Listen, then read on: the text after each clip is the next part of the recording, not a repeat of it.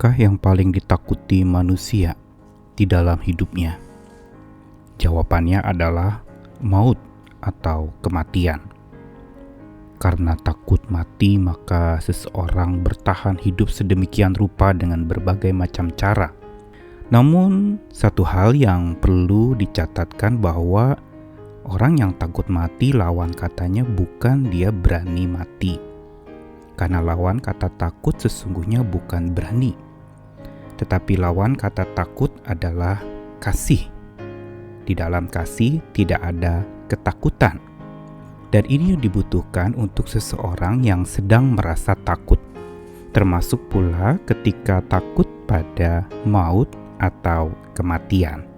Alkitab mencatat di dalam Mazmur kemenangan atau Mazmur kebangkitan yang berkaitan dengan kemenangan-kemenangan itu tercantum tentang maut atau kematian.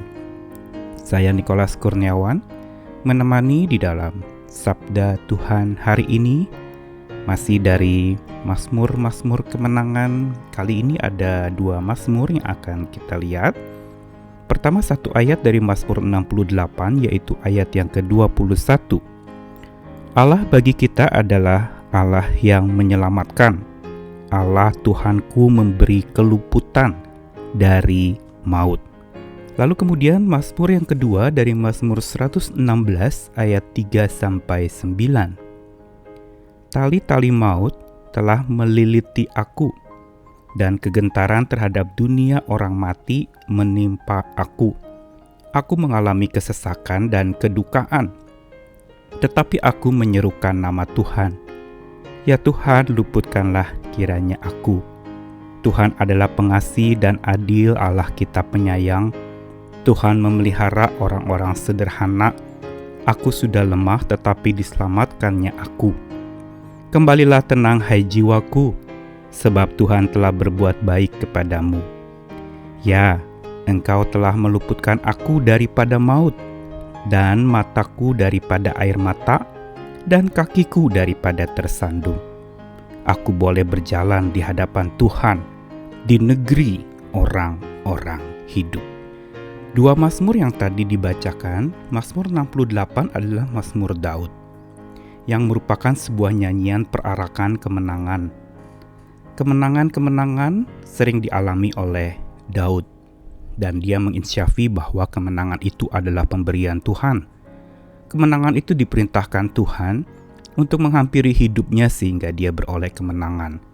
Bukan karena kuat dan gagahnya maka dia berhasil melewati kemenangan-kemenangan itu. Dan satu hal yang pasti adalah keyakinan iman Daud yang luar biasa yang tercantum dalam ayat 21 menjadi ayat kunci dari Mazmur 68, yaitu bahwa Allah bagi Daud adalah Allah yang menyelamatkan, yang memberi keluputan dari maut. Kata keluputan dari maut ada berbagai macam versi penafsiran atau penerjemahannya. Ada yang mengatakan bahwa Tuhan itu memberi kelepasan atau pembebasan dari maut. Atau ada lagi yang mengatakan bahwa Tuhan itu memberi jalan keluar dari maut. Semua ini terkait erat pula dengan pemahaman iman percaya kita yang memahami dan meyakini bahwa ada kebangkitan setelah kematian. Kematian bukan akhir dari segalanya. Maut itu bukan ujung dari sebuah kehidupan. Tetapi setelah kematian maka akan ada penghakiman. Sehingga pemahaman tentang kematian itu bukan sekedar kematian fisik kita ketika sakit atau mungkin ketika tidak dapat bernafas lagi, lalu seseorang disebut mati. Ada 2 macam kematian. Ada kematian yang fana, berarti kematian yang fisik semata, atau kematian yang sementara.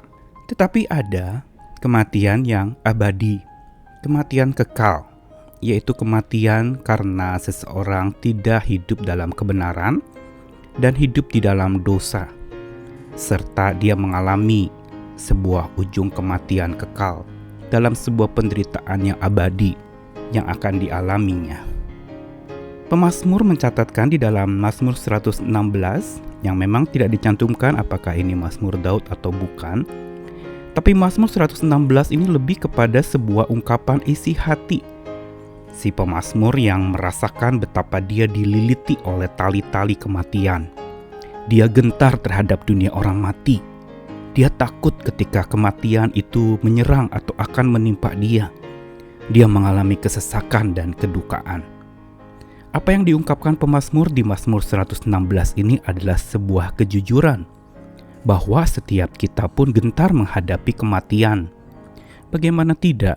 Maut atau kematian itu satu misteri yang kita tidak tahu seperti apa bentuknya, apa yang akan dirasakan setelah kematian, apakah gelap gulita tanpa ada terang sama sekali, atau seperti apa. Ini yang membuat seseorang takut akan kematian.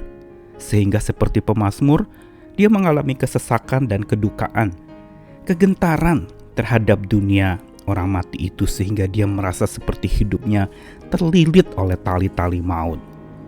Tetapi yang menarik lagi di dalam Mazmur 116, dalam ketakutannya akan kematian, pemazmur itu berseru kepada Tuhan, memohon untuk Tuhan meluputkannya dari kematian, memohon agar kalau bisa tidak menghadapi kematian itu.